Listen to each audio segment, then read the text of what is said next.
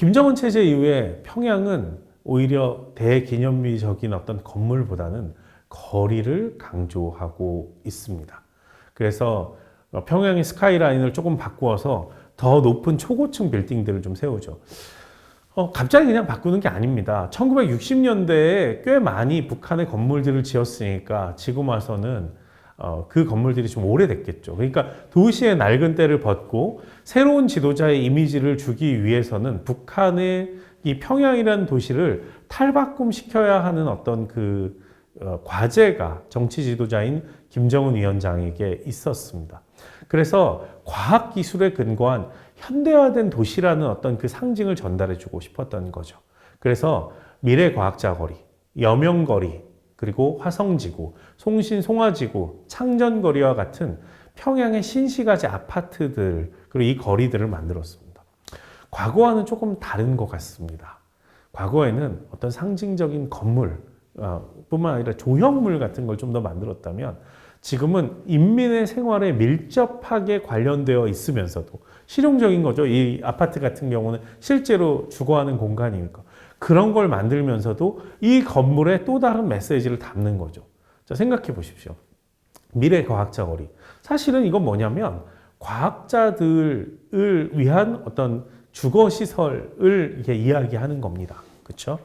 그런데 그냥 주거시설을 만든 게 아니라 미래과학자 거리라는 건 뭐냐면 북한 정권이 과학을 계속해서 중시하고 있다.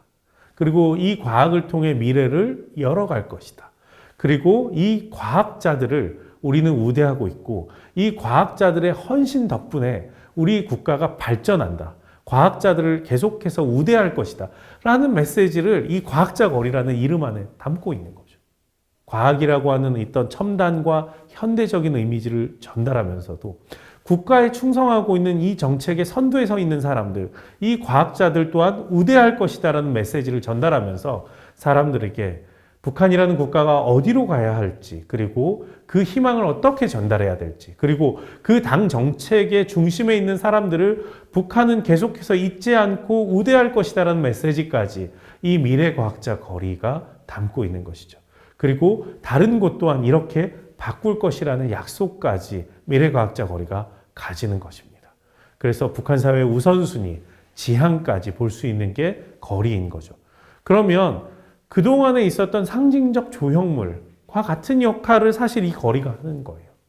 과거에는 어떤 특별한 탑, 아니면 동상, 아니면 공공기관 같은 것들을 만들었다면 이제 북한 사람들, 인민들을 위한다라고 하는 어떤 메시지를 전달하면서도 동시에 그러한 주거시설이나 거리가 어떤 북한 정권의 지향을 담고 있고 의미를 가지고 있다는 것까지 함께 이야기하는 거죠.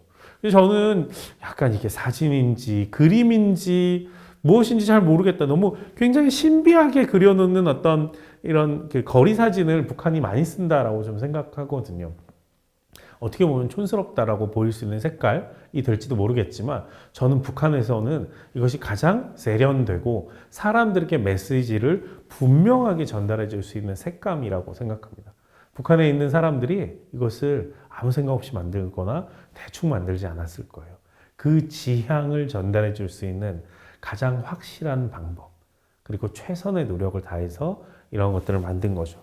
즉, 김정은 체제에 있어서도 약간의 형태는 달라졌지만 평양의 거리, 그리고 평양의 여러 가지 공간, 각종 장소들은 계속해서 극장도시 평양을 유지하고 발전시키는데 사실 있지 않나 좀 생각합니다.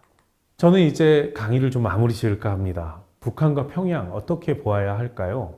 다른 분들의 많은 강의나 또 여러 전문가의 분석을 통해서 북한이라고 하는 국가는 전체주의로도 공산주의로도 또 다른 어떤 시각과 프레임을 통해서 우리는 해석할 수 있지 않을까 생각합니다. 그러나 오늘 저는 여러분들과 함께 북한이라는 국가가 갖고 있는 거대한 하나의 극장의 요소를 좀 강조했습니다. 저는 이것을 그냥 우턱대고 사람들을 그냥 세뇌시키는 공간이다. 혹은 체제를 선전하는 것이다 라고 받아들이시지만은 않았으면 좋겠습니다. 좀 더 깊은 의미로 국가가 하나의 지향을 계획적으로 설계하고 사람들에게 투사시키며 그리고 그 가운데 하나된 모범적 중심을 이렇게 밝힘으로써 북한이 가지고 있는 하나의 이상향을 향해 나아가고 구현하고 사람들을 결속시키고 묶어내는 작업이 아닌가 생각해 보시면 좋겠습니다.